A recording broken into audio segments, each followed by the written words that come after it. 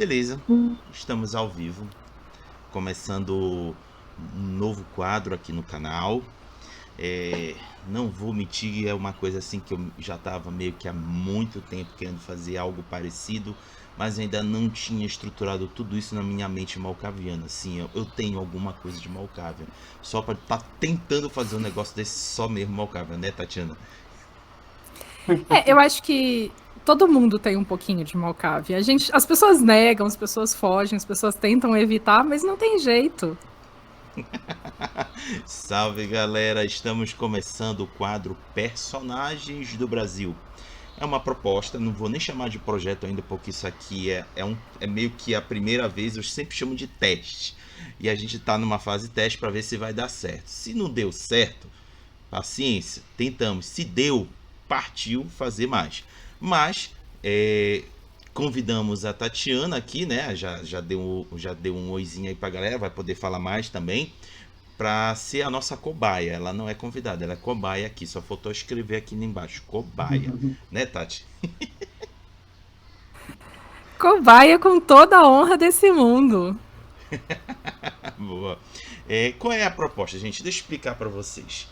Ah, sim, deixa eu dizer que o Rafa também, meu parceiro de já bom tempo lá do Raw Sheets do V5 e agora também aqui no Personagem do Brasil. Rafa, diga oi aí pra galera. Fala galera, boa noite.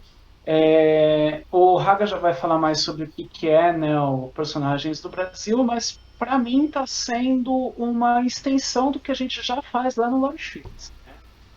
Boa, Então, tomara que venham coisas boas a partir daí. boa. Olha aí, o Papa Figo já tá aí nos acompanhando. Boa noite, Papa Figo. Seja bem-vindo. Você também poderá nos ajudar a participar desse processo de criação de personagem. Que esse momento de live é exatamente isso, não é só nós três. É quem estiver aqui nos acompanhando vai poder ajudar. Olha o Ale também. Boa noite, Ale. Daniel também está na Fala, Ale, área. tudo bom? Show de bola. Fala, Galera, vai Dan. chegando. Bom, deixa eu fazer a explicação qual é a proposta dessa tentativa, né? Eu cheguei pro Rafael e disse: Rafa, pô, bora criar uns personagens utilizando o Lore Sheet? Ele disse: bora. Aí eu sentei na mesa, troquei ideia com ele. Aí ia perguntando: Rafa, rola isso? Rola aquilo? Aí ele só ia dizendo: vai, vai. O problema é esse. O cara vai dizendo. Vamos. Quando eu vi, já não tinha mais volta. Cá estamos nós aqui. E aí, galera, senti vontade de criar personagens brasileiros para colocar disponível no Storytellers Vault para a galera lá da gringa e também a galera aqui do Brasil poder pegar esses personagens e usar nas suas aventuras, nas suas campanhas. E a cereja do bolo dessa proposta é que os personagens sejam criados pelos convidados. E aqui a Tatiana está presente para ser a primeira convidada a idealizar esse personagem que irá iniciar o povoamento de vampiros brasileiros do mundo das trevas. Pelo menos não oficialmente. Mas a Tati já falou aqui ainda agora para mim que é meio que a gente fazendo um Brasil by Night, né, Tati? Eu acho que, pelo que você falou da proposta, que é super legal a gente ir criando personagens BR, eu acho muito bacana isso, porque a gente consegue criar personagens que não sejam estereótipos, né? Pensando que isso vai ficar disponível aí no Vault e eventualmente pessoas de fora vão estar podendo ver esses personagens também.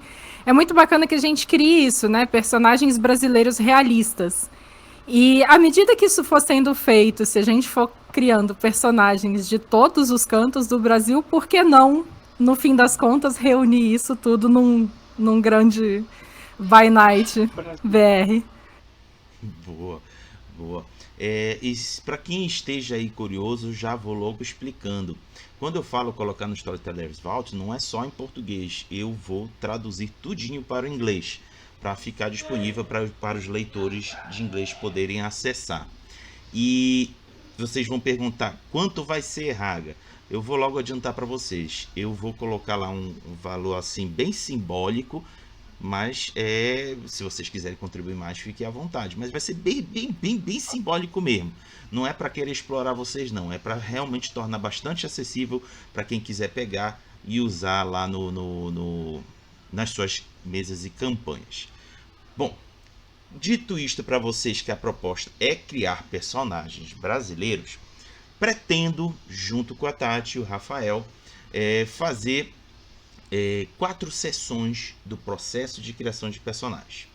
Na primeira sessão, eu quero focar a idealização do personagem. Nós não vamos trabalhar números, nós não vamos trabalhar poderes, nada disso agora.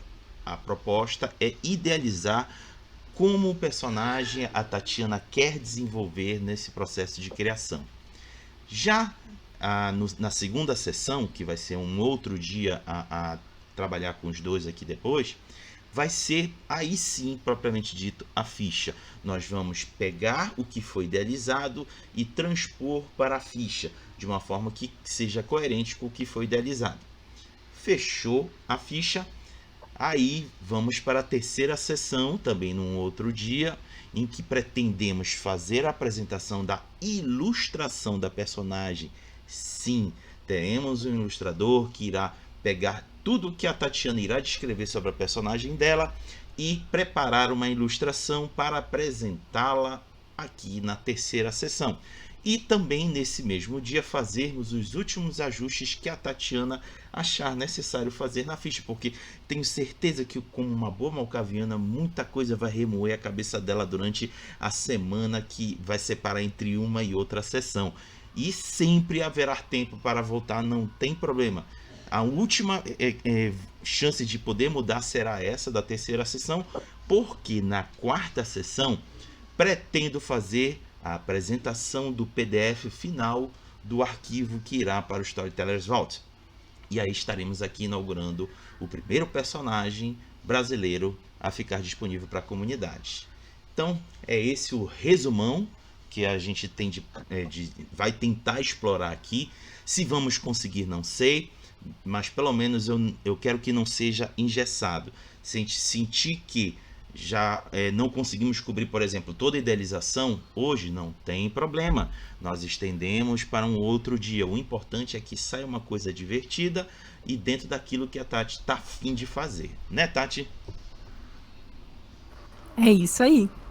Eu acho que tem tudo para ficar muito legal esse trabalho. Principalmente porque a gente está começando com uma malcaviana, né? Não queria dizer nada. Mas eu acho que... É a energia que a gente está levando pro projeto. Exatamente. Mas como eu sempre digo, Malkavi e Erikel eram irmãos gêmeos, estavam ali, ó, todo malcaviano tem um pouco de historiador, todo historiador tem um pouquinho de malcaviano. Eu acho que com essa vibe aí tem tudo para dar bom. Boa. Rafa, algum comentário?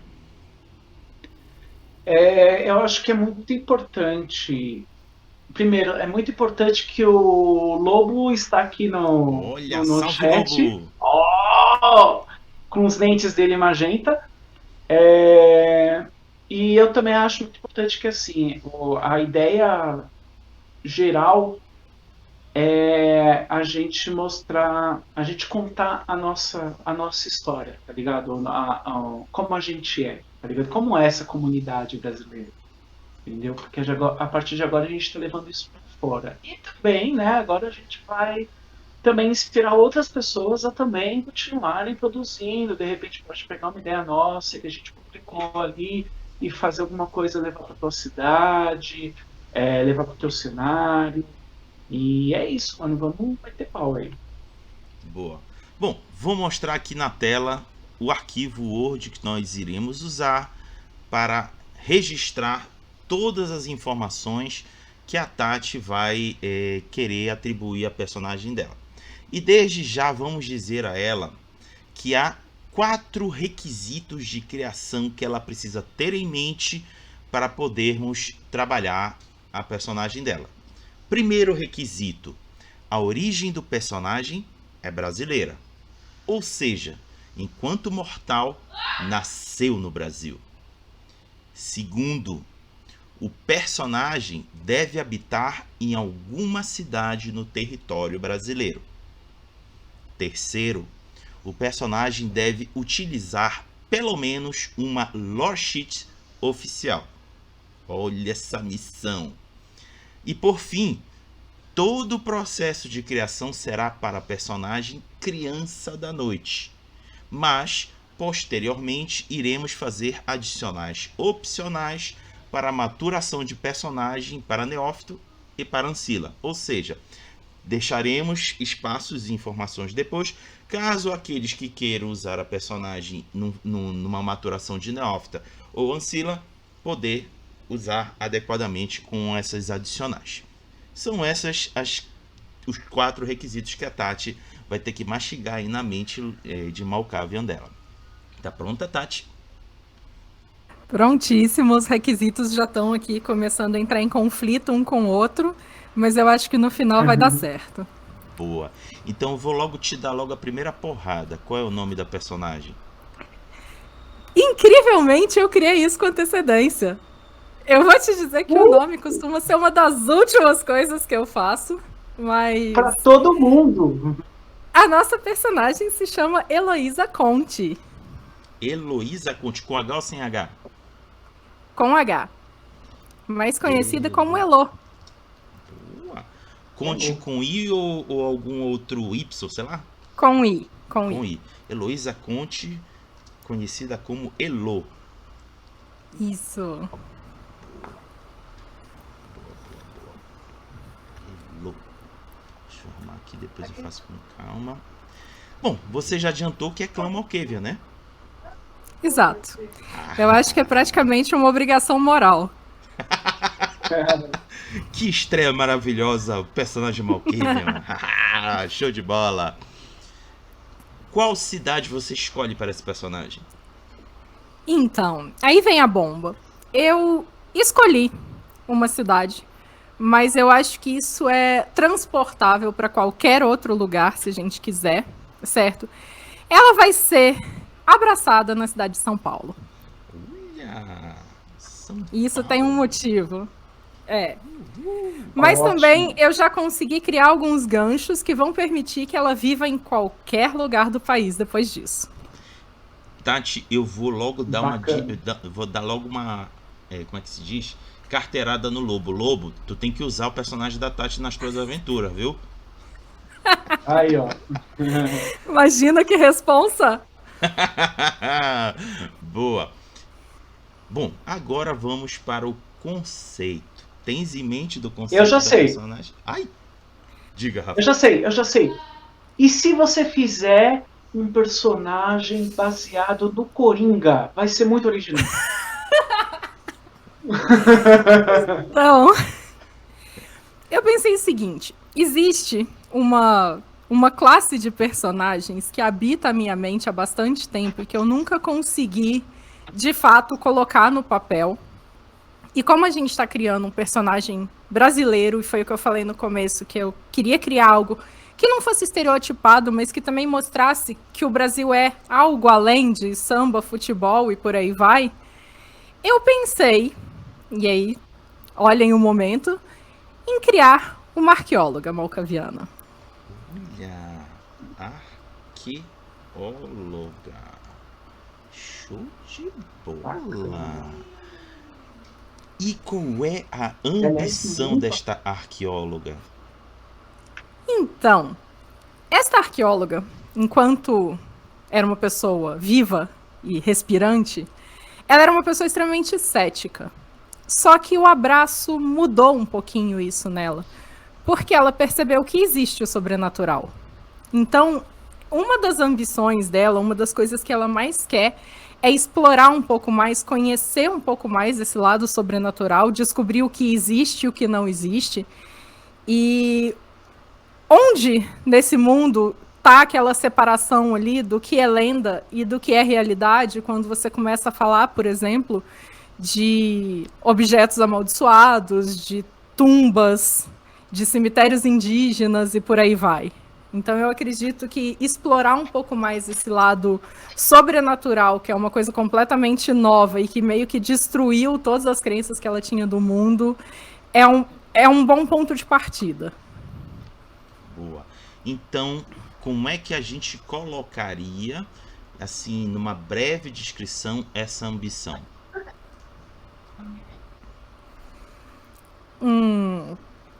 Talvez acumular mais conhecimento sobre o natural, sobre o sobrenatural. Acumular mais Posso conhecimento. interferir?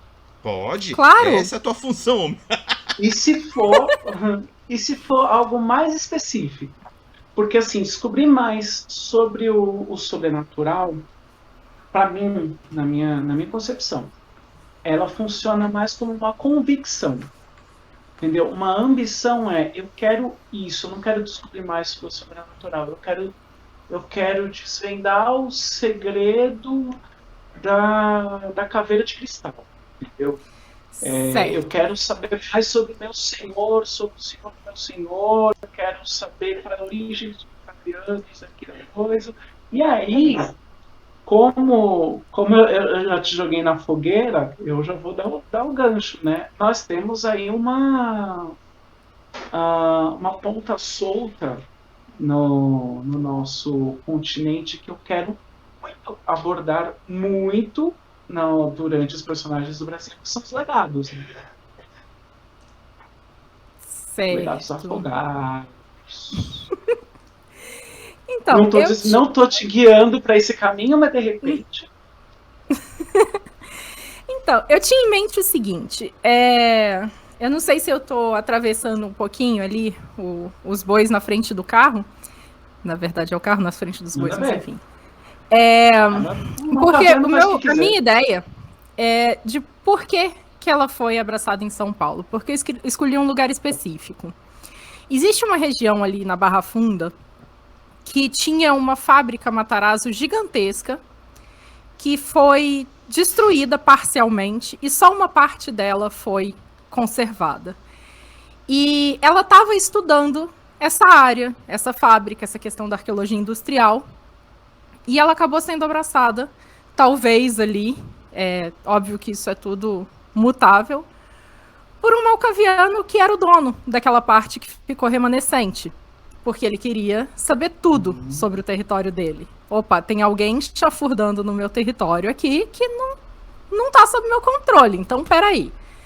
Então eu imagino que pelo menos a princípio ali, no inicinho, na vida vampírica dela, quando ela tá ali começando a descobrir, muito do que vai povoar a mente dela é aquilo do que, tipo, o que divide o que é lenda e o que é verdade. Então será que os espíritos das pessoas que habitaram essa fábrica ainda estão por aqui? Será que os espíritos das pessoas que construíram, que trabalharam e que viveram estão por aqui e podem dar respostas para a gente sobre esse lugar e sobre como as coisas funcionavam? E talvez, será que, já que eu sou um membro e eu estou estudando esse lugar, será que outros membros habitaram esse local? Então eu imagino que ela vai começar ali com uma coisa mais regional, mais local, e daí à medida que ela começar a adquirir esse tipo de conhecimento, ela vai começar a querer expandir. Então eu acho que a ideia seria talvez ela começar a refinar ali naqueles primeiros anos de vida vampírica esse conhecimento dela sobre o objeto de estudo, sobre a arqueologia ali de São Paulo, do Brasil, uma coisa mais restrita. Entendi. Então, Tati, depois de te escutar, eu vou aqui fazer uma sugestão para ti. Que tal, ao invés de só simplesmente acumular, tu seres assim, ser a referência de conhecimento sobrenatural de São Paulo? Seria legal, seria interessante. Mas isso talvez tiraria também a possibilidade que eu falei de que a gente pode teleportar ela para qualquer cidade futuramente. Sim. Então eu vou mais além, do Brasil. Rola? Rola, ué. Ninguém disse que a gente não pode sonhar alto. É ambição, né? Né? Eu acho que mesmo porque à medida que você for desvendando esses mistérios, você vai começar a ter que procurar em outros lugares para ver o que tá certo, o que não tá, o que existe, o que não existe, né? E tem aquela história, né? Aquela máxima do Nietzsche, né? Quanto mais você olha para o abismo, mais o abismo olha de volta para você. Exato. E eu acho que isso conversa muito com com a perdição do clã, com a coisa do obsessivo, né? Aquela coisa de você Exato. Perfeito. ir Tati, atrás. te perguntar, Diga. tu queres engessar um pouquinho a tua personagem ou quer deixar ela bem livre, leve e solta? Acho que depende. Manda Camarilla sugestão, ou a gente. anarco? Ou Aí simplesmente você me nenhum. complica. Ou simplesmente nenhum. Pode deixar em aberto. Então, eu acho que como a gente começou ali com uma questão de domínio, do Malkaviano ser o dono do lugar e tal, pelo menos a princípio eu acho que ela vai ser abraçada num contexto Camarilla, Uhum. tá? E aí, como a gente falou que a gente vai ir maturando esse personagem depois, eu acho que o rumo que a gente decidir dar pra ela no futuro vai decidir em qual lado ela vai ficar. Eu Boa. acredito que vai muito depender, por exemplo, dentro da Camarilla ela vai ter liberdade pra estudar tudo que ela quer? Ela vai conseguir esse espaço? Ou ela vai ter que, né, procurar formas de fazer isso de forma um pouco mais, né, autônoma por fora? Então, Liberal. tudo vai depender do contexto onde ela vai estar. Eu acho que a filiação dela vai depender muito mais da liberdade que ela vai encontrar para atingir os objetivos dela do que por convicção, no fim das contas, porque a princípio, pelo menos, convicção política ela não tem nenhuma. Perfeito. Então, Você tá ligada iniciando. de uma historinha sobre os Malkavian, a diferença da tribo para antitribo dos Malkavian, que acho que tem eu acho que tá no Anarco V5, Eu acho que não. Não. que assim tinha uma anedota, na verdade. Tinha uma diferença da Camarilla e os Malkavian antitribo, né? Que uma hora o clã se dividiu entre os palhaços e os perigosos. Os perigosos são os da Camarilla. Os palhaços foram pro Sabá. Eu costumo dizer que o que diferencia um malcaviano da Camarilla, do Sabá ou anarquista é o parque de diversão que ele escolheu brincar. Boa. Boa. Boa. Mas perfeito. Nesse formato Criança da Noite, inicialmente Camarilla, mas depois na maturação a gente prevê algo mais. No livro da quinta edição, é dito que a Criança da Noite fica entre 12ª geração e 13ª geração. Você tem alguma preferência? Não. Honestamente, pra mim não tem tanta diferença. Então, coloca eu a 12ª. vou confessar uma coisa. Pode pôr. Eu vou confessar uma coisa pra vocês. Eu nunca joguei com geração. Ah, boa. Eu comecei a jogar um blend de segunda edição com o Hacking. E o Hacking, ele não tem tanto essa questão de geração e tal. Então a gente meio que, ok, vamos pro lado do Hacking. Então, de certa forma, eu não estou acostumada a pensar em termos de geração. Então, assim, essa questão da geração, vocês podem ficar à vontade, porque tá completamente fora do meu escopo. Show. E qual seria o nome do seu senhor ou da sua senhora? Então, eu escolhi um primeiro nome, mas que também, já que você intimou o Lobulosa aí, a princípio, o nosso senhor se chama Saulo. Sem pressão, tá, Lobo? Saulo Loss? Oi? Saulo Loss? Ó! Começa a ver as vozes falando alguma coisa aqui.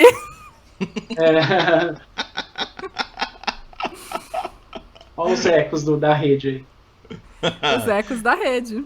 Boa, a Malkaviana tá deixando eu ser feliz aqui. Beleza.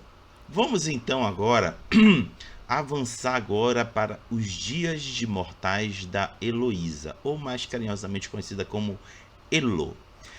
Que ano Certo. ela teria nascido? Então, em que ano a gente quer ambientar a personagem? A gente quer trazer ela para os dias atuais? Vamos colocar assim. O V5, ele setou o cenário em que ano, Rafael?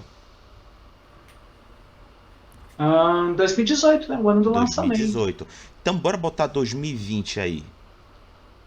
Certo. Como se fosse... Peraí que... Diga. Eu sou de humanas, eu preciso de uma calculadora. Claro, manda ver. Sim. Já que a gente já tá trazendo essa energia caviano. Pra quando você quer trazer? Porque a gente pode meter uma personagem e isso aí, já que a gente tá experimentando, experimentar a porra toda. Faz um personagem aí na década de 20, durante a Semana de Arte Moderna, se quiser fazer uma arqueóloga da era do Brasil Império, sei lá, alguma coisa assim. Calma, moça, a gente tá falando de uma criança da noite.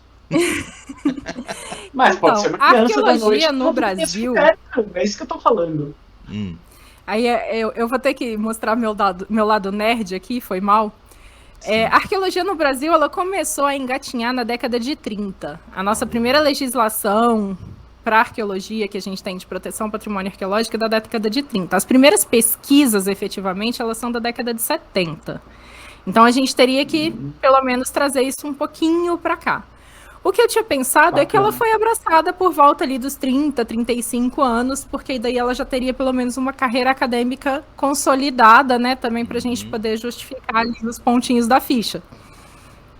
Então, não sei, talvez 1980, 75, ela ter nascido. Então ela meio que cresce nesse amadurecimento da arqueologia no Brasil. Perfeito. Aí ela viria a ter, depois de abraçada, a aparência de 35 anos de idade, né? Isto. Tá. Deixa eu ver aqui uma coisinha rapidinho. Tá.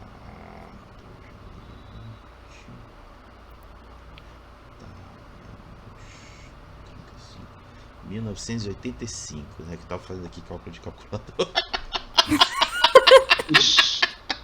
Somos todos de humanos. Puxa aqui, desce lá. Pronto, ficou então o ano de nascimento 1985. Agora, nós vamos à criação, a idealização propriamente dita. Tati, tu vais pensando pra gente o que marcou a vida de mortal da tua personagem, que eu vou aqui colocando como se fossem itens, para facilitar. Não vou escrever aqui um conto. Na verdade, eu vou pegar os principais itens marcantes para poder povoar e a gente pode melhorar depois. O que você gostaria de registrar? Posso começar? Você tá fazendo uma pergunta? Manda ver. Se você nasceu... não, em 85 já é outra história. Porque se você fosse um pouquinho mais velha, eu ia perguntar, você sendo uma acadêmica, onde é que você estava durante o Diretas Já, né? Você também em São Paulo nessa época. Você já é de uma época posterior. Sim. Uau. Pergunta capciosa, Rafa. Eu acho que eu vou... Você não pegou essa fase, entendeu? Você era uma criança do sim. Por Diretas. Mas pensa assim, você cresceu num contexto aí de uma São Paulo redemocratizada, você deve ter pego a educação superior aí durante a época da década de 90, então você deve ter pego uma USP, uma UFSCar. UFSCar acho que ainda não. Então, no meu conceito, na verdade, ela cresceu no interior. E aí ela foi para São Paulo, meio que por conta tanto da carreira profissional quanto da carreira acadêmica, porque o interior não traz esse desenvolvimento, tipo, a não ser que você esteja no interior do Piauí, ou de Goiás, ou do Rio Grande do Sul, se eu não me engano, a gente não consegue fazer ali uma especialização em arqueologia. Então, São Paulo acaba surgindo também como sendo um dos núcleos da arqueologia no Brasil. Então, a princípio, eu não tinha pensado que ela cresceu em São Paulo. Eu pensei que ela fez uma graduação ali em humanidades, seja geografia, seja história e tal. E daí, assim, no fim das contas, a gente acaba que tá criando quase que um alter ego meu. Mas... de certa forma, é muito mais porque é um lugar de conforto do que qualquer coisa. Mas para mim seria interessante que ela tivesse essa origem em algum lugar do interior, talvez, sei lá, ou Minas, ou qualquer outro lugar, enfim, porque isso criaria talvez uma relação, como funciona a relação dela no futuro com a família. Porque, na minha visão, pelo menos ali no momento do abraço, a família dela ainda está viva. Por mais que ela não viva com a família, com os pais, irmãos e parentes e tal, ela tem uma família viva.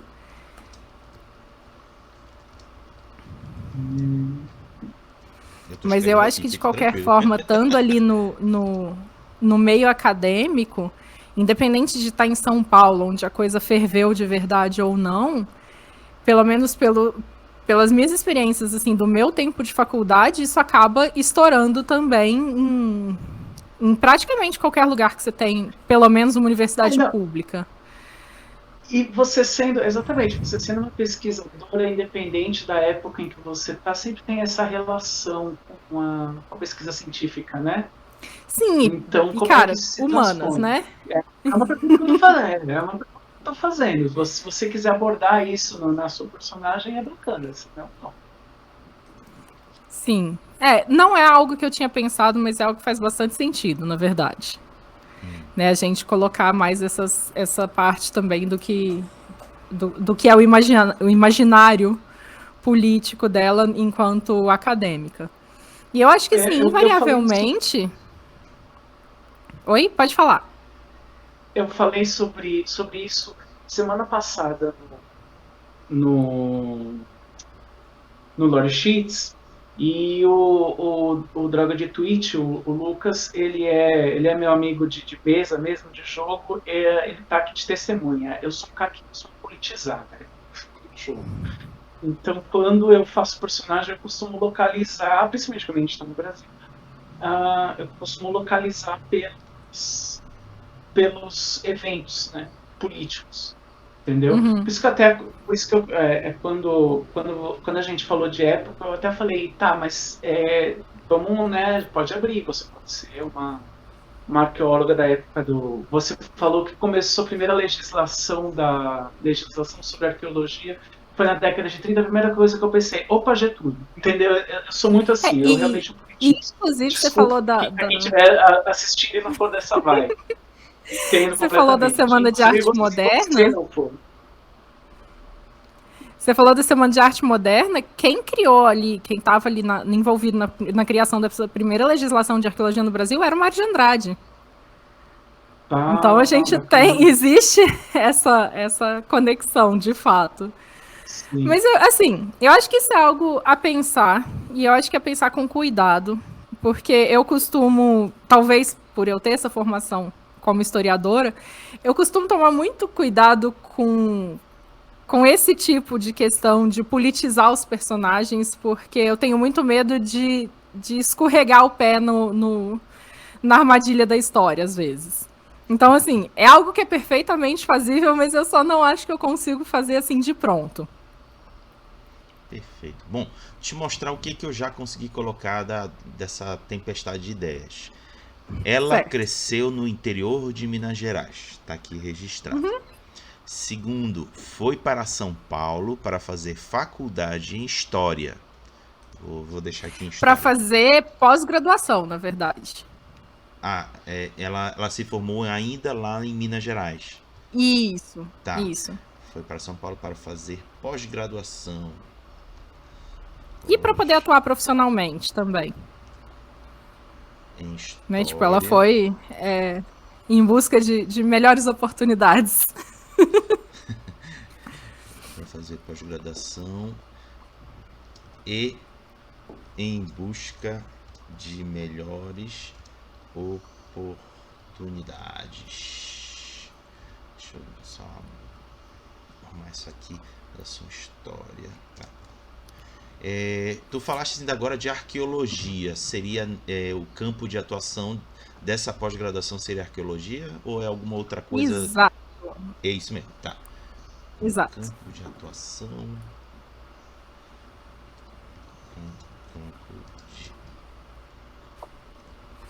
E o que eu acho legal da arqueologia, pelo menos da arqueologia no Brasil, é que isso está mudando, mas muita gente não sabia que a arqueologia brasileira existia, até muito recentemente.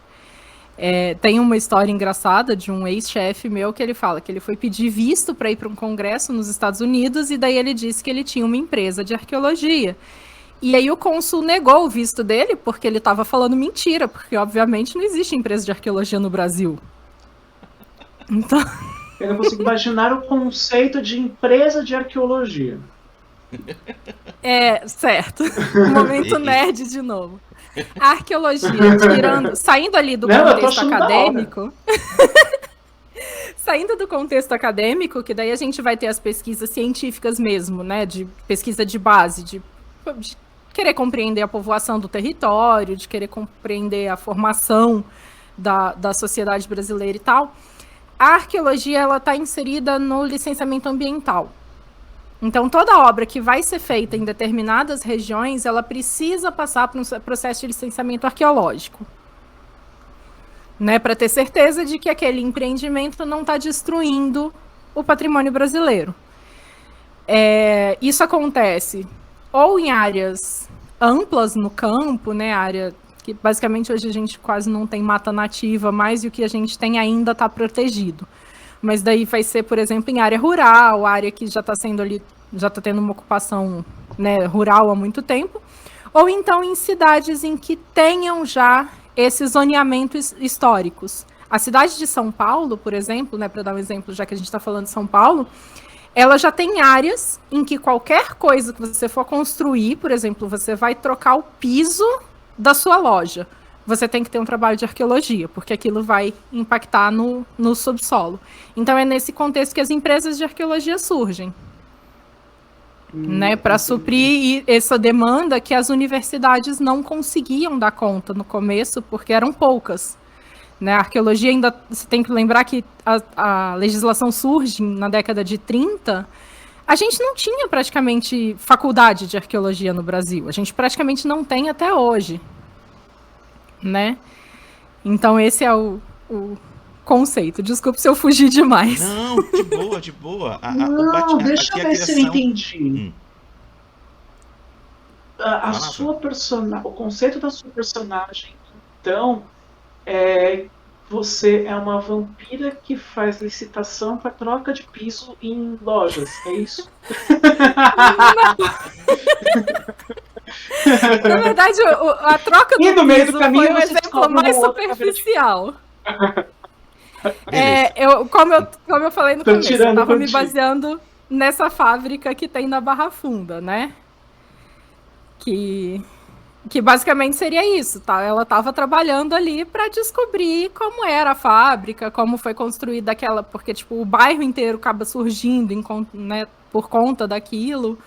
Então é meio que isso. Mas sim, a gente também vigia a troca de piso. Sou obrigada a admitir. E olha, o Rafael está fazendo de escola com o Droga, né? O que o Droga do Twitch aqui, o Lucas, está escrevendo o seguinte: olha a avacalhação que ele fez. Se essa personagem saiu de Minas para estudar humanas em São Paulo, então tá explicada a loucura. Caraca! Se junta com o Droga de Twitch, você não sabe quem fez escola com quem, velho. Mas eu acho que qualquer pessoa que resolve estudar humanas no Brasil, principalmente no momento atual, tem que ter um parafuso a menos. Porque se não tiver o parafuso a menos antes, vai perder os parafusos durante o curso. Tá.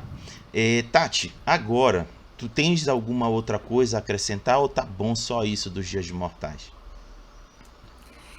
Então, eu acho que basicamente é isso, né? Vão ter aquelas sutilezas de que, tipo, ela era uma pessoa estudiosa, ela já tinha essa pretensão à leitura, ao estudo, né? A se debruçar sobre fatos antigos, sobre descobertas e por aí vai. Que eu acho que a gente tem que construir isso também com o tempo para a personagem fazer sentido, né? Na vida adulta e também depois do abraço. Mas eu acho que basicamente é isso. Tá, então eu vou te demandar uma última coisa dos Dias de Mortal. O primeiro aparecimento do Senhor arrodeando a Elo. Então, vocês se lembram que eu te falei que uma parte dessa fábrica foi preservada? Uhum. Essa parte chama-se Casa das Caldeiras, e o Rafa é de São Paulo, talvez ele conheça. E nela, atualmente, acontecem eventos noturnos. E por conta dela estar ali tão envolvida naquela área ali, naquela comunidade e tal, ela começou a frequentar esses eventos também na Casa das Caldeiras, também para poder conhecer um pouco melhor a estrutura do que restou da fábrica e tal. E é ali em que o senhor dela acaba observando ela e aproveitando para poder começar a puxar ela, né, para os encantos malcavianos dele. Tá, tô escrevendo aqui a presença dela e começa a atraí-la para os encantos, é? Os encantos da loucura? Os encantos malcavianos. Pronto. Não, isso é. Obviamente, isso pode ser remodelado. Tá. Ela. Mas eu imagino que ele tenha. Tipo, ele já sabia quem ela era a princípio. Ele não se aproxima dela à toa.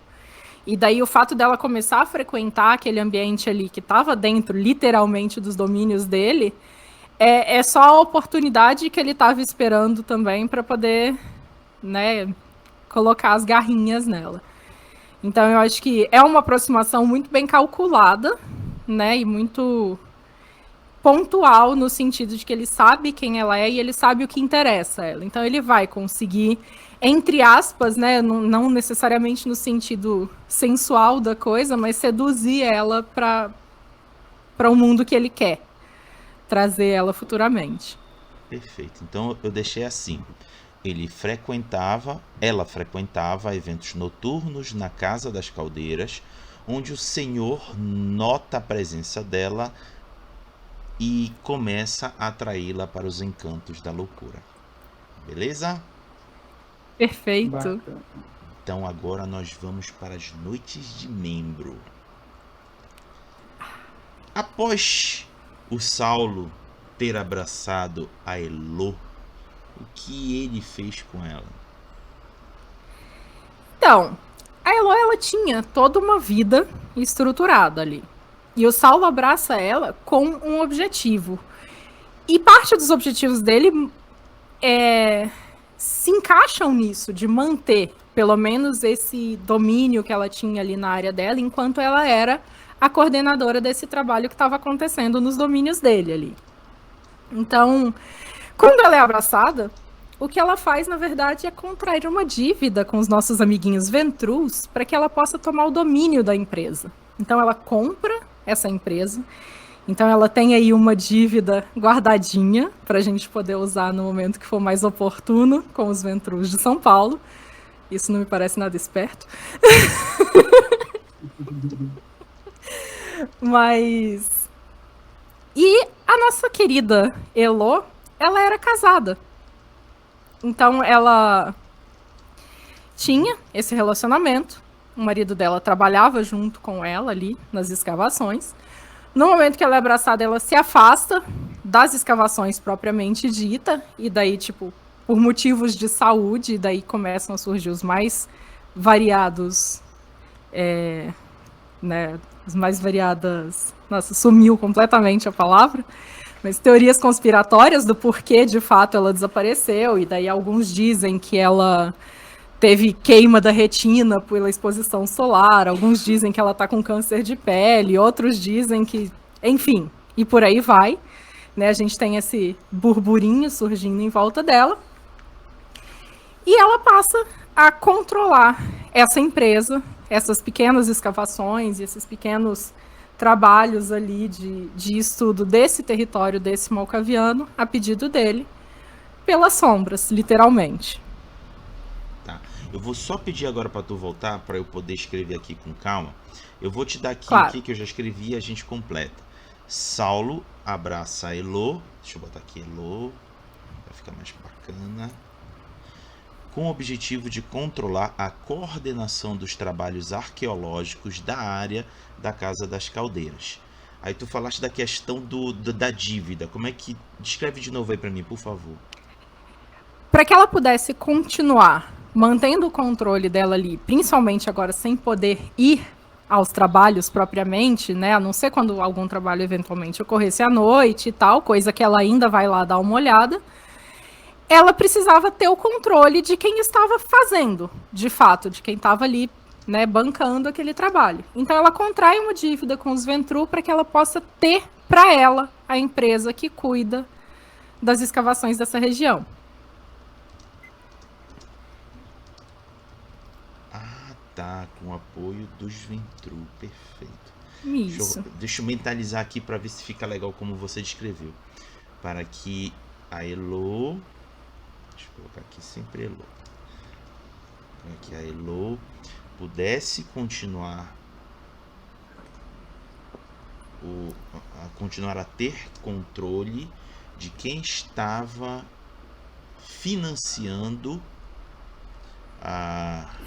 os trabalhos arqueológicos. Fazendo os trabalhos, né, propriamente. Os trabalhos arqueológicos através do apoio, através da influência dos Ventru. Na verdade, ela contraiu uma dívida ali, né, naquela camaradagem. Não, faz o seguinte, vocês me dão dinheiro para eu comprar a empresa e aí eu fico devendo um favorzinho no futuro, né? Aquele meio de campo bem guiado por quem abraçou ela, de olha, eu conheço alguém que pode te ajudar com isso, né? Aquelas coisas, aquelas sutilezas. Então ela contrai essa dívida que não necessariamente é financeira para o futuro dela. Ela tem ali um rabinho preso com os Ventru. Ótimo, já coloquei aqui. Por isso que eu disse que a princípio ela tem que ser Camarilla de alguma forma. Depois a gente se vira. Depois se vira. Mas a princípio... Tu escrevestes aqui, Minto, tu relataste anteriormente, eu joguei aqui para os dias de membro, que a família mortal dela ainda está viva. Ela tem ainda algum contato com a família? Então, ela tem aquele contato. Tipo, ela mora longe, então ela fala muito por telefone. Normalmente ela iria passar, talvez, as festas de final de ano, e isso acaba, né, começando a mudar ali, né, nos dias de membro. Ela começa a ter que procurar estratégias para poder aparecer sem aparecer, para poder estar presente, mas não... né? Então, é uma das complicações que eu imagino que ela tem ali, né? Essa sutileza de lidar com a família mortal, pelo menos ali naqueles primeiros anos. Mas que é uma coisa que eu acho super legal da V5, que ela traz isso, né? Do membro que ainda tem uma vida... uma vida dentro da sociedade mortal, ainda tem contato com algumas pessoas, ainda tem proximidade, ainda tem família, né? Então, eu acho que é legal a gente manter isso, que existe esse contato, existe essa cobrança de, poxa, filha, quando você vem para casa, sabe? E ela ali tentando, né, equilibrar esse pratinho da balança. Perfeito. Eu escrevi assim: Elo busca manter proximidade com a sua família mortal, mas que a cada ano se torna muito difícil manter esse costume. Exato. E daí, como touchstone da Elo, eu escolhi duas. De touchstone? A gente tá falando de família então mortal, não tá? Então vai. Tá. Ela tem uma prima que é museóloga. Que trabalha em um museu. Não necessariamente um museu da cidade de São Paulo, mas eu acho que quanto mais bosta a gente joga na vida da personagem, mais divertida ela fica. Desculpa, Elo. Né? Então ela tem essa prima que é museóloga e que a gente tem que ter ali uma convicção ligada, que vai ser essa questão de proteger a história, de proteger o patrimônio, proteger o legado, né? E aí isso pode acabar tomando as dimensões que eventualmente vão tomar quando a gente começa a falar, né, de um mundo imortal. Mas eu acredito que seja isso. Ela tem essa convicção de que ela precisa proteger a história. A prima. A prima. A prima. Que é, né, que como a gente está ligando como touchstone, é uma convicção que a gente acaba levando para personagem também que é ligada a essa pessoa. E o marido da Elo, já que gente, desculpa, eu preciso arrumar uma justificativa para tudo. Então, em algum momento a Elo descobre que ele estava sendo desonesto, que ele estava usando o patrimônio para ganhar dinheiro, não necessariamente cuidando desse legado e dessa história. Então ela não tem pudores de usar e de controlar ele, seja por laço de sangue, seja por dominação, para fazer o que ela quiser. Então é através dele que ela consegue também controlar a empresa, controlar as escavações e tal. De certa forma, na cabecinha malcaviana dela, ela não tá fazendo tão mal assim, já que ela tá obrigando ele a seguir as convicções que ele devia seguir.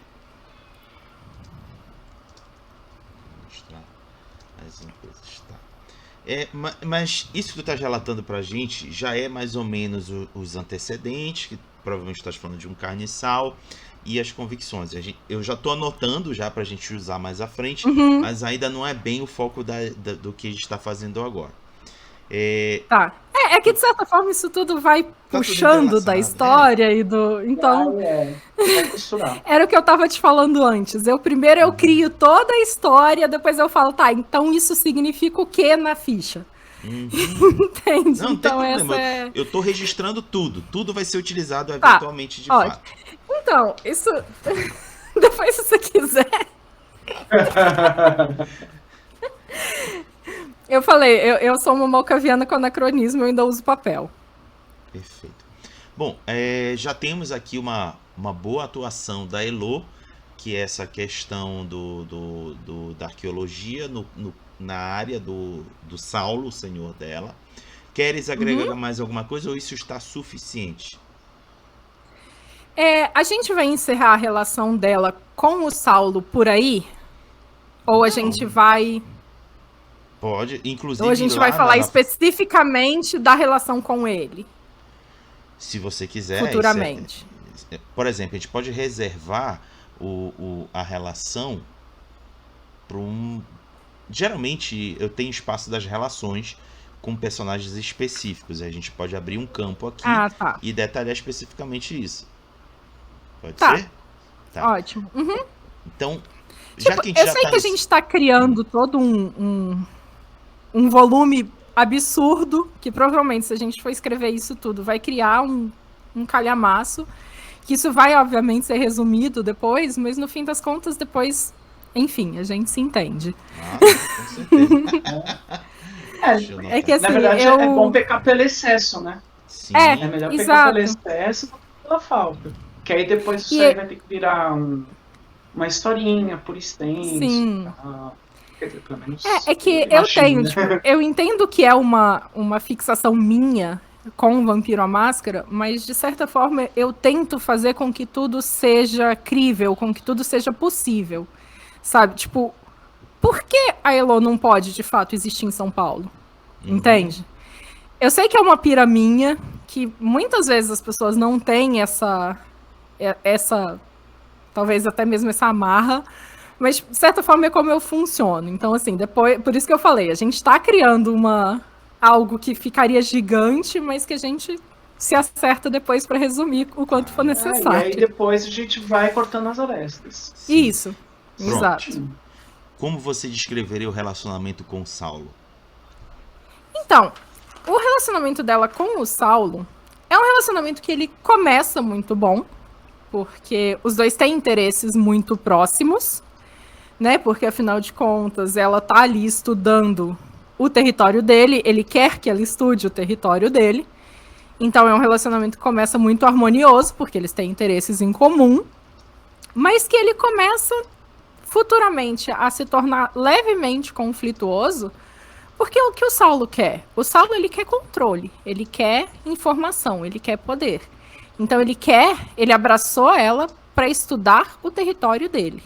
Só que ela não vai querer se prender só a isso. Como eu falei lá no começo, ela começa a entender que existe todo um mundo sobrenatural do qual ela não entende nada.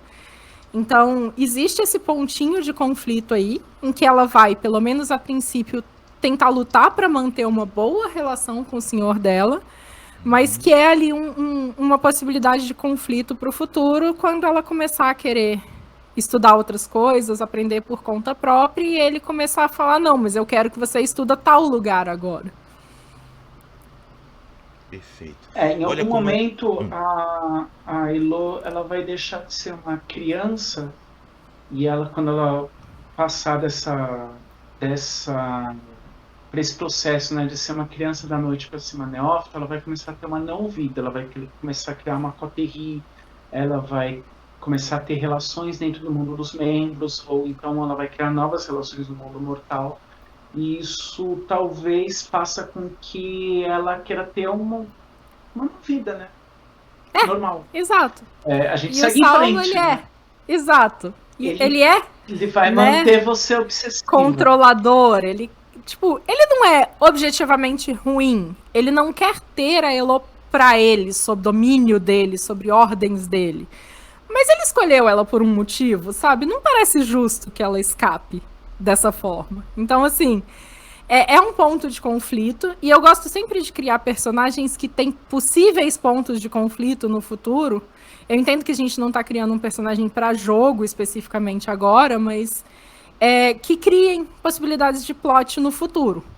Entende? Então eu acho que essa questão do relacionamento dele com ela vai ser isso. Como ela vai conseguir se emancipar dele? Né? Perfeito. Então, só fazendo uma revisão, escrevi da seguinte maneira. O relacionamento começa muito bom, devido... Eita, coloquei um S aqui a mais.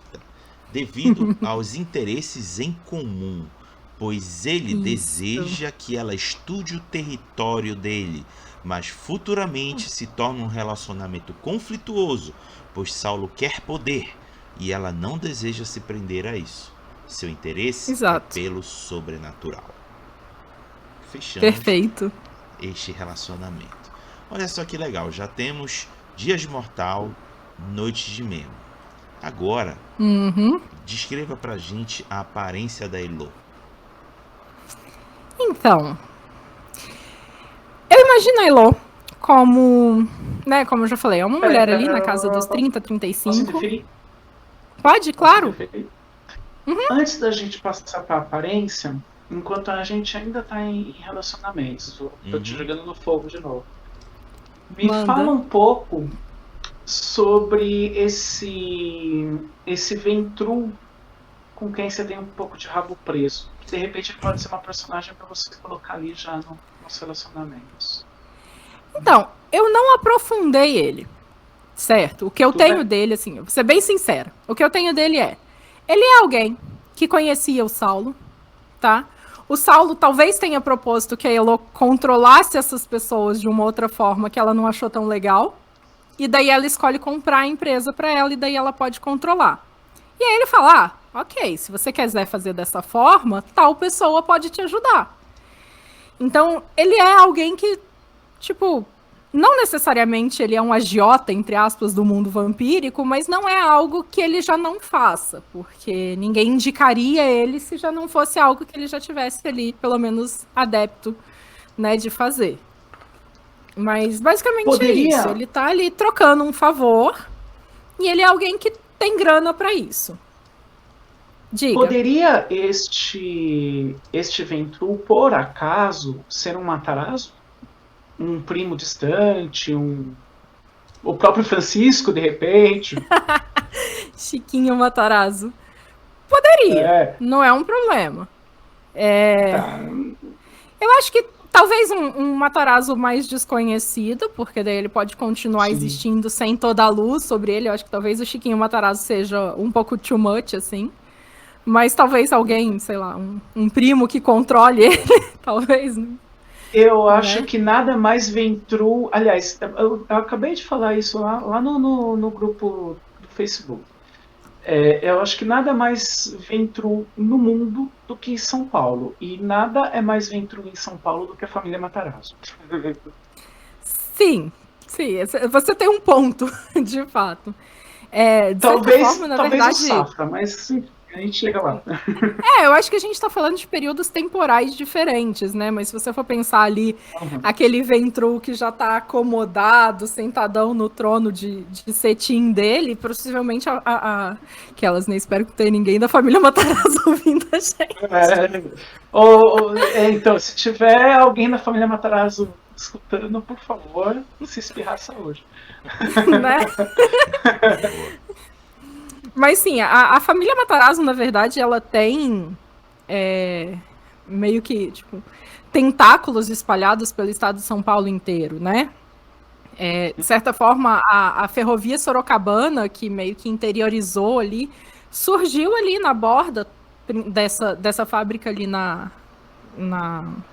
Água Branca, né? Água Branca / Barra Funda. Então eu acho que sim, eu acho que nem só para a cidade de São Paulo, mas para o estado de São Paulo como um todo, essa referência dos Matarazzo é a referência de família rica, né, de posses. Essa aristocracia empresarial, sabe? Essa coisa que parece que é um pouco com gostinho de coronelismo, sabe? Isso é muito paulistano e isso é muito incrível. E na verdade a família Matarazzo ela começou ali pegando grandes galões de banha, dividindo em pequenas porções e revendendo. E no fim a gente encontra registro de fábrica de louça, fábrica de cimento, de tecido, de margarina, sabe? Os caras entraram de tudo. Escavando o sítio arqueológico aqui em Sorocaba, a gente encontra tijolo com o timbre, né, que é IRFM, Indústrias Reunidas Fábricas Matarazzo. Então pensem como o negócio não se encastelou de uma forma e não construiu literalmente um império industrial. Passar uma régua nesse assunto. Os Matarazzo são os Ballard de São Paulo. Sabe, exato. Horácio Ballard de Chicago? Então, são os Matarazzo aqui em São Paulo. Bom, obrigado para todos os Matarazzo que acompanharam a gente até agora, tá? Não é nada pessoal. Não é nada pessoal, mas assim, a gente tá no mundo das trevas, a gente precisa ser um pouco trevoso.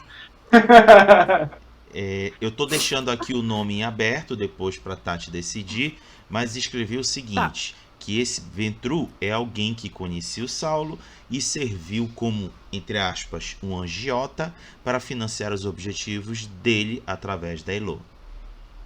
Exato. Pronto. Agora, por que eu dei essa cutucada? Porque, primeiro, de repente você pode até ter ganhado aí o seu defeito de 2 pontos que você de repente estava procurando e não estava achando, né? Já achou aí um adversário. E outra, porque a gente está pensando mais ou menos no modelo de como são feitas as personagens, né, os NPCs, os livros oficiais. E ali tem sempre uns 2 ou 3 personagens com quem ela se relaciona e uma descrição breve de como é este relacionamento. Então, de repente, se ficar só o senhor ali, fica pouca informação, entendeu? Quanto mais ramificações tiver, melhor, entendeu? Mais opções. Sim, eu não quis ir a fundo nisso justamente porque a gente ainda, eu ainda não tinha noção de como a gente pretendia fazer isso, né? Porque parece um pouco abusado chegar aqui e falar assim, olha, eu vou construir toda uma sociedade vampírica para São Paulo e vocês aceitem, então, sabe? Nem essa então, ideia, assim, nem essa ideia. Por isso que eu falei, eu escolhi São Paulo porque eu tenho ali esse carinho especial pela Casa das Caldeiras e tal, por esse contexto, que é um contexto que também eu teria propriedade para falar e para criar em cima, mas a gente pode teletransportar ela para qualquer lugar enquanto a gente está nesse período de criação, né? Tanto que a gente tem uma história industrial riquíssima em vários outros lugares do país. Então, assim, né? Também não é, né, rígido de falar, não, é em São Paulo e pronto, tipo. Bacana. Perfeito. Bom, então vamos agora para a aparência que estávamos começando. Você já tinha dito que é mulher na casa dos 35 anos. Que mais? Isso. Eu quero muito fugir ali do padrãozinho de magra, peituda e bunduda. Desculpa, gente, as palavras, mas enfim. Né? Mas ela é, tipo, né, tem, tipo, é uma mulher normal, é isso que eu quero descrever, sabe? Ela não é uma modelo de passarela, ela não é uma passista de escola de samba, entende? É isso, é disso que eu quero fugir. Eu não tenho nenhum padrão, nenhuma ideia específica, mas eu quero isso, eu quero que ela seja uma mulher real. Algumas características dessa mulher comum e real que você gostaria. Por que isso é importante de escrever? Porque vai servir para o ilustrador depois rabiscar a personagem. Por exemplo, descrever que roupas ela veste, como ela usa o cabelo. Não, zoeira. De certa forma, daí eu vou entrar meio que no que é o nosso dia a dia de campo na arqueologia. Basicamente, a gente precisa de roupas que protejam do sol. Então a gente costuma usar muito uma calça jeans, meio que flexível, porque a gente precisa ter movimento. Tipo aquelas blusas, tipo uma camisa social de cor mais neutra, clara, por cima. E proteção para o sol, então chapéu e tal. Claro que a gente não vai criar isso como a vestimenta padrão dela, mas de certa forma a gente tende a usar o que a gente sente mais confortável. Então vai ser meio que tipo calça jeans, bota, uma camisa, né, mais confortável, uma coisa assim. Por cima, mais confortável. Bota no estilo. Tipo estilo Caterpillar? Então, em campo sim, mas eu imagino que não é o que ela vai usar no dia a dia, então vai ser uma bota confortável. Eu não consigo imaginar uma arqueóloga de campo usando salto alto, pelo menos assim, tipo, claro, estereótipos. Eu não tô querendo jogar o meu universo em cima de ninguém, mas tipo uma bota confortável, tipo de solo baixo, sabe, salto baixo, tal, uma coisa assim. Tipo, o que eu imagino é que ela tem um estilo despojado e confortável, sabe? Ela nunca vai sair do excesso do padrãozinho de conforto dela, de uma roupa confortável, de um sapato confortável, para se sentir mais bonita ou para, entende?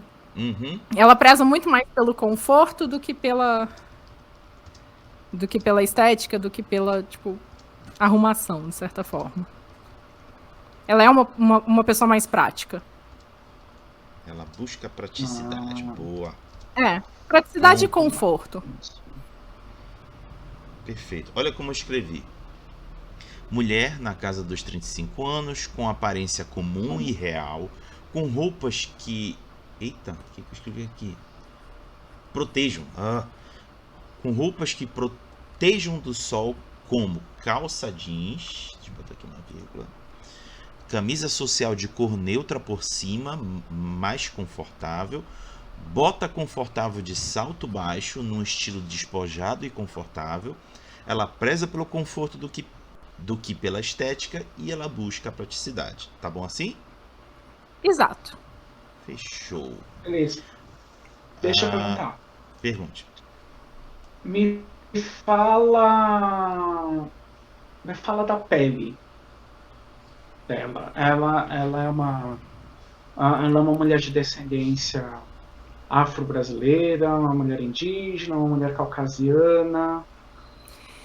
Cara, eu acho que a gente é tanto um pouco de tudo aqui no Brasil, sabe? Se eu for olhar, por exemplo, a minha própria ascendência, eu tenho ascendência negra, eu tenho ascendência indígena, eu tenho ascendência europeia e tal. Então, eu acho que vai ser isso, sabe? Vai ser uma pele parda ou, tipo, morena, né? Eu sei que, tipo, morena não é um conceito que se usa mais, mas eu também não sei muito bem como descrever, mas, tipo, cabelo preto, né? Uma pele, né, parda, eu acredito. E acho que é isso, sabe? Ela é fruto dessa miscigenação que a gente é no Brasil, né? Beleza. E cabelo, descreve. É que eu tô brifando já o artista. Tá. Então, preto, mas assim, cacheado. Cabelo preto, cacheado. Normalmente preso, né? Tipo, ou num rabo, ou de um jeito mais... Como eu disse, ela preza pela praticidade, pelo conforto. Então, tipo, Eu imagino que o cabelo preso seja muito mais a cara dela. Beleza. Pronto. Óculos. Óculos é interessante. Tatuagens, piercings. Então, eu amo Cicatrizes. piercings e tatuagens. Então, Tem? eu acho que se o artista achar que vai ficar legal na personagem, combina perfeitamente. Mas não é um pré-requisito.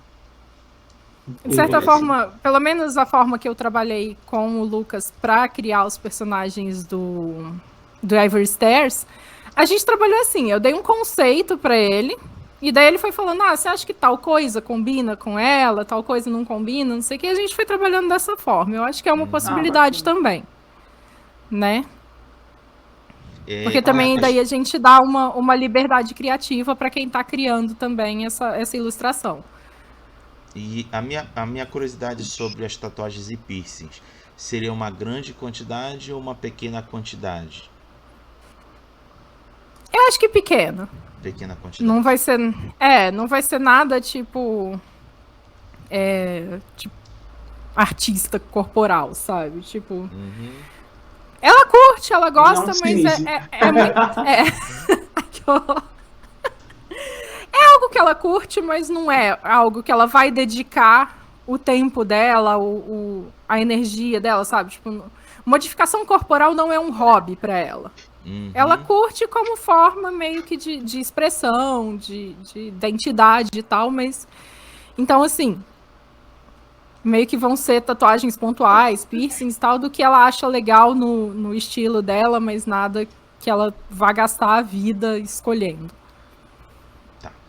Então vamos avançar agora aqui para as tramas e esquemas. O que seria Bora. isso? É descrever qual é a Jihá em que ela está envolvida dentro da cidade. Ela já meio que já disse que é a questão lá da investigação arqueológica no território do senhor dela, o Saulo. Tu pode agora enriquecer um pouco mais?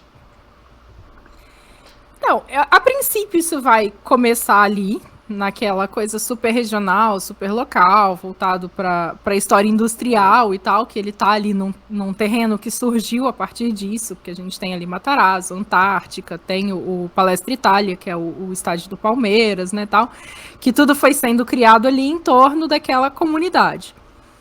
Mas, a longo prazo, ela vai começar a entrar nessa de, tipo, o que é real, sabe?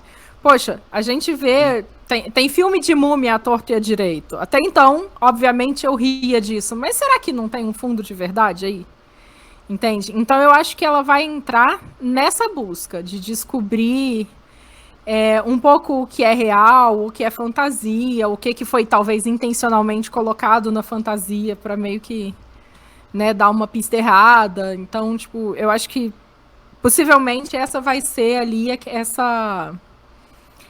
e daí, assim, eu não tô entrando ainda no que vai ser a piração que o clã trouxe para ela. Eu tenho algumas possibilidades do que a gente pode fazer, mas essa característica de querer compreender o que é real e o que não é nesse mundo de imaginário que a gente tem relacionado à arqueologia no mundo vai ser uma coisa que ela vai se interessar muito.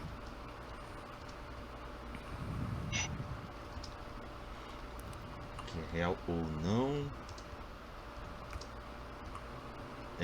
Só repete esse finalzinho. Compreender o que é real ou não. Né, nos mitos da arqueologia. Pronto. Nos mitos da arqueologia. Pergunta: isso ameaça alguém da Jihá? Da sociedade cainita de São Paulo? Eu acho que depende muito de onde ela vai chegar com isso, né? Porque, por exemplo, enquanto ela tá ali querendo saber se existe espírito ou não, a não ser que ela esteja mexendo especificamente com o território de alguém, sei lá, a não ser que ela esteja irritando particularmente um Hecata, por exemplo, tá tudo de boa, entende? Eu acho que vai começar, por exemplo, se ela começar a cutucar coisas, então peraí, isso aqui na verdade não aconteceu por tal motivo. A história conta desse jeito, mas isso aqui é obra de um membro. E daí é do interesse daqueles membros que o dedinho deles por trás daquilo seja revelado? Possivelmente não. Entende? Então, assim, eu acho que tudo vai depender de como essa sociedade está organizada ali. Mas sim, ela pode irritar muita gente, porque alguns segredos talvez não sejam interessantes, que sejam descobertos, que sejam revelados, que sejam, né, trazidos à tona. Então, eu tô escrevendo Possivelmente, aqui se a gente tá falando ali de um, entre aspas, de um agiota ventru, eu sei que não é a palavra, mas para resumir, será que revirar a história industrial da cidade de São Paulo vai ser interessante para esses ventrus? Eu não sei. É Entende? isso que eu ia falar. Eu O acho que foi este feito para que Ventru- esse império fosse construído? Diga, eu acho que Rafa. esse Ventru ele entrou na jogada mais para guiar o que você vai guiar a sua descoberta do que propriamente ver o que você descobriu. De alguma forma, ele já sabe o que vai ser descoberto e está te empurrando. Olha naquela direção ali, ó. Entendeu? Vê aquele piso de loja ali, não vê aqui não, entendeu? Aham. E talvez ter na mão dele esse momento de descoberta para ele poder guiar se isso vai aparecer ou não, ou como, né, controlar essa narrativa. Eu acho que é algo muito Exatamente. próprio da ciência histórica, e daí falando do mundo real, assim, em que as narrativas elas são controladas e elas são criadas por interesses. Né? Então, quando a gente conta uma história, as fontes que a gente tem acesso, as fontes que a gente escolhe, elas todas são guiadas por uma subjetividade. E se você for pensar em uma neófita no mundo das trevas, ela vai ser jogada na direção de fontes que talvez sejam mais interessantes para alguém, ou talvez se ela escolher mexer com algumas outras fontes, não seja interessante para um determinado grupo. Então, eu acredito que essa criação de conflitos pode girar muito em torno disso também. olha só como eu descrevi aqui. A primeira, enquanto ela está investigando a questão espiritual da área, isso pode estar levantando, deixa eu melhorar aqui, isso pode estar levantando a preocupação dos recatas e seus segredos. Dos recatas da cidade. Deixa eu botar aqui. E daí a gente pode pensar que eles podem se incomodar, ou então eles podem querer ela para eles também. Tipo, eu acho que existem essas duas possibilidades. De, opa, peraí, tem uma malcaviana curiosa ali, que dependendo de como o Saulo tiver inserido nessa sociedade, talvez seja interessante ajudar ela para conseguir alguma coisa do senhor dela, ou ali daquele meio que ela tá. Entende? Eu vou colocar assim, olha. Isso pode estar levantando a atenção dos recatas da cidade, pois, deixa eu melhorar aqui, pois talvez a Elo pode ajudá-los a, sei lá, encontrar ou descobrir coisas que eles desejam. Por exemplo, se aquela região for interessante de alguma forma para eles, ela pode se tornar uma forma de acesso. Entende? Ela pode ser um problema ou uma solução, dependendo dos interesses dos Hecatas e do que ela pode ou não ter acesso ali na região. Eu acho que é meio que nesse sentido, sabe? De não definir se há uma relação de conflito ou de interesses mútuos. Coloquei aqui, ó. Pois talvez a Elo pode ajudá-los a encontrar. Deixa eu botar aqui um acentozinho aqui. Ajudá-los a encontrar ou descobrir coisas que eles desejam, assim tornando ela uma forma de acesso, ou talvez uma ameaça. Exato. Eu acho que fica ótimo. E por fim, agora do Ventru, possivelmente o objetivo do Ventru que financia o trabalho da Elo é o de buscar segredos há muito tempo soterrados de outros Ventru influentes da cidade. Ou de impedir que segredos dele ou da própria, sei lá, coterie ou família ou linhagem acabem sendo revelados sem que eles queiram. Tá. Então, melhor dessa forma. Segredos há muito tempo soterrados dos Ventrue que ele não deseja que sejam revelados, né? Isso. Que sejam revelados. Perfeito. Caramba, já tem trama pra caramba. Show de bola. Tá. Refúgio. Você gostaria de descrever o refúgio da Elo? Eu não pensei em um refúgio específico. Uhum. Tá? Não foi uma... Posso intervir? Pode. Claro que pode, a gente tá aqui pra isso. Antes da gente passar pro refúgio,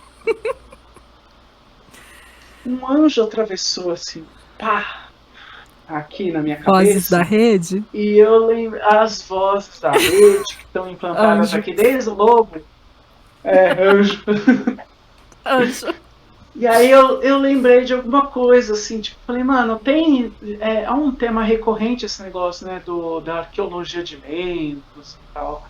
E aí eu lembrei do Signos de Sete, lembrei do Beckett, o Drago de Twitch que falou do Beckett, no chat. E aí eu fui, né, falei, mano, tem o De Laurent, né, o De Lohan, que é o autor do livro de Nod. E por um acaso, uma seita que é só de malcavianos que eles buscam as memórias especificamente, uma curiosidade, a gente pode ter uma alteração aí para a sessão, ou se você quiser mudar a história, ou para alguma coisa que vai entrar para o futuro dela, entendeu? Que são os Mnemosyne lá. É interessante, eu vou confessar que eu não faço ideia do que você está falando. Então eu vou ter que... então depois eu te passo. Sim. O meu papel Gente, é ser esse tipo de nerd, eu não sou né? a pessoa da lore. Sim, eu não sou a pessoa da lore. Por acaso eu sou o cara da lore. Então, exato. E normalmente São o que eu faço é áreas- isso mesmo, sabe? Tipo, olha que legal que tem isso, me conta aqui. Porque eu não... Você precisa entender que a gente faz parte de áreas diferentes da arqueologia. Exato. Beleza. Então Então, eu voltamos ao refúgio. achei legal a ideia, a gente pensa com calma nela. Uma coisa que eu tinha puxado, e daí eu sei que a gente não chegou lá ainda, mas a respeito da seguir em lore frente. sheet oficial que a gente tem que Boa. colocar nesse sanduíche chamado Elo, que eu preciso de anotação porque meu cérebro não funciona sem. Que nós temos a Carmelita, né? Olha! E nós temos a lore sheet de Carmelita. Gostei. Gostei. E aí, voltando no que eu tinha falado lá no começo, que pra mim, todo historiador e todo Malkavian tem ali, né, uma certa relação, todo malcaviano é um pouquinho toreador e todo toreador é muito malcaviano. Eu gosto muito da ideia que ela tem de que a contar histórias é uma arte perdida. Então, foi uma coisa que eu gostei muito dela. Então, assim, como você trouxe uma outra ideia de lore, eu acho que é algo que a gente pode depois ajustar e ver o que fica mais legal e tal. Né? Porque foi como eu te falei, eu não tenho a menor ideia de como funciona o que você falou. Então, isso a gente pode... Exato. Beleza, então vamos voltar para o refúgio. Diga lá. O refúgio. Então, eu não tinha especificamente nada em mente, mas eu imagino que, pelo menos a princípio, ela pode ou viver com o senhor dela, ou em algum lugar próximo, que esteja ali sob as asinhas dele. Porque eu acho que é algo que combina tanto com o fato de que ela acabou de descobrir que o marido dela não presta, então ela não vai querer ficar perto dele. E que o próprio o mentor dela é alguém controlador, é alguém que vai ali, então, como eu disse, ele conhece ela muito bem, ele sabe quem ela é, então ele vai dar um jeito. Poxa, você já viu isso aqui? Que interessante. Você podia passar um tempo aqui, assim você vai estudando, entende? Que é uma coisa legal que tem ali, de fato tem na Casa das Caldeiras, que são uns túneis, umas passagens, que era para a própria alimentação de material e tal, de coisa. Então, assim, não é impossível que existam mais lugares assim ali na área dele. Então, talvez para manter mais controle sobre ela, ele acabe falando: olha isso aqui que legal que você não viu ainda. Você não quer passar um tempo aqui? É seguro, é protegido, sabe? Tá sob os meus cuidados, nada vai te atingir, entende? E você vai poder, né, conhecer um pouco mais, estudar um pouco mais seu objeto de estudo. À medida, obviamente, que ela for, né, buscando essa independência dele, que ela for construir a própria culture, que ela for, né, criar o lugar dela na sociedade vampírica, eu imagino que ela vai começar a procurar lugares para ela, mas eu acho que a princípio faz muito sentido ela estar ali debaixo das asinhas de quem criou ela. Show! Bom, e para fechar aqui essa primeira etapa, olha, eu gostei. Em mais ou menos 1h30 a gente está praticamente fechando a idealização da personagem. Gostei. Que é os sussurros.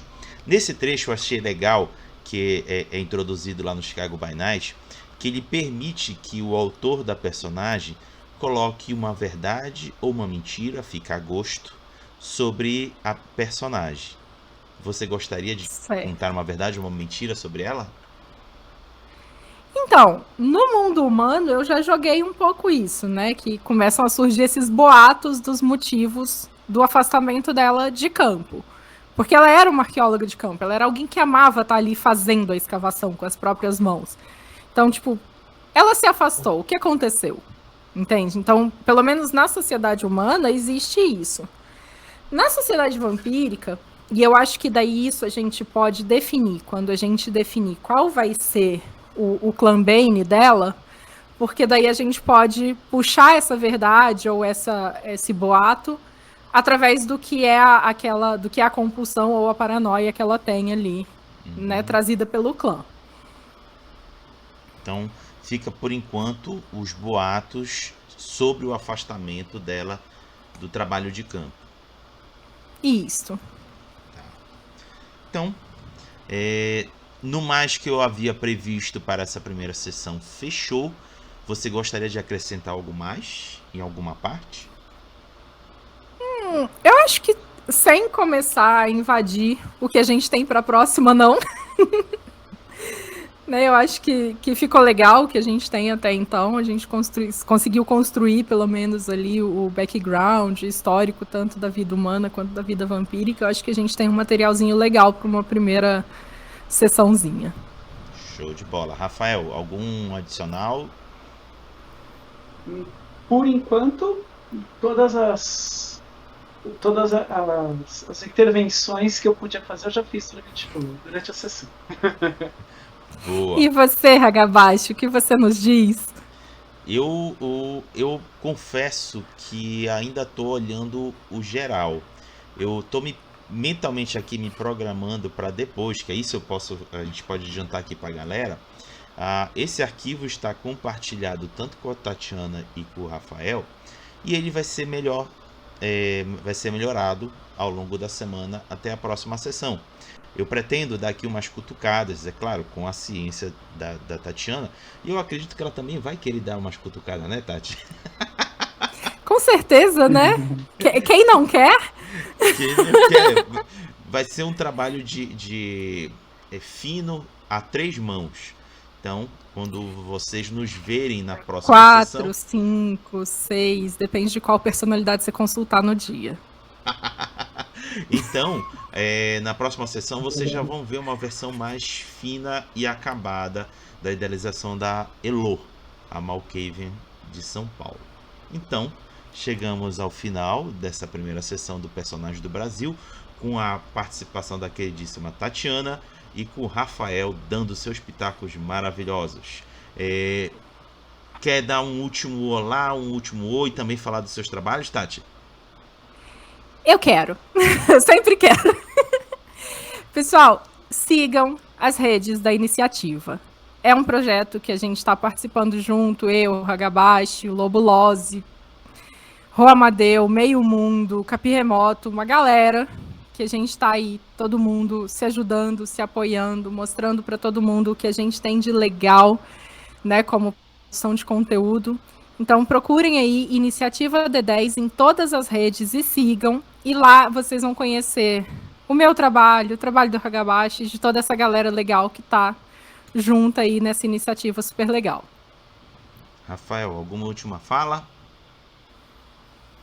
Cara, eu tô escrevendo algumas coisas minhas que logo mais eu vou mostrar ao público, mas do que eu estava escrevendo, eu passei um pouco por essa história que a Tati acabou revivendo agora na iniciativa.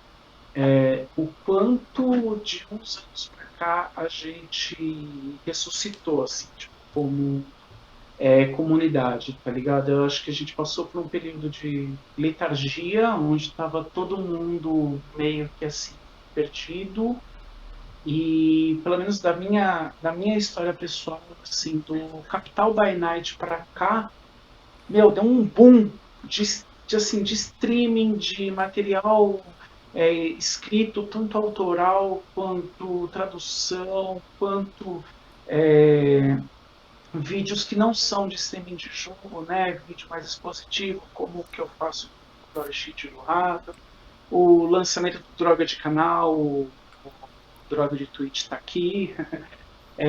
Tem muita coisa assim acontecendo, a gente está florescendo e é muito bacana ver que a gente está fazendo isso um dando a mão pro outro. É essa energia que é da hora, mano. Eu acho que Participem bastante, a gente só tem a ganhar. Com E eu certeza. percebo que isso é uma marca brasileira, uma marca nossa. Não vejo isso em comunidades lá fora, tá ligado? E eu quero, como personagens do Brasil, isso é uma ambição minha. Eu quero exportar esse fio, sabe? Essa energia, entendeu? Eu quero que isso se torne produto de exportação da comunidade brasileira. É isso. E assim será. Uhul.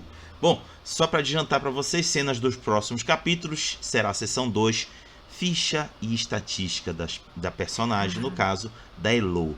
E aí, vão chutando aí que atributo ela vai se dedicar, que habilidade ela vai se dedicar, que disciplinas ela vai escolher. Mas isso só na próxima. Sendo assim, peço para que todo mundo junto comigo diga um até logo pra galera. Falou, pessoal, até a próxima. Até logo pra galera! Tchauzinho, povo!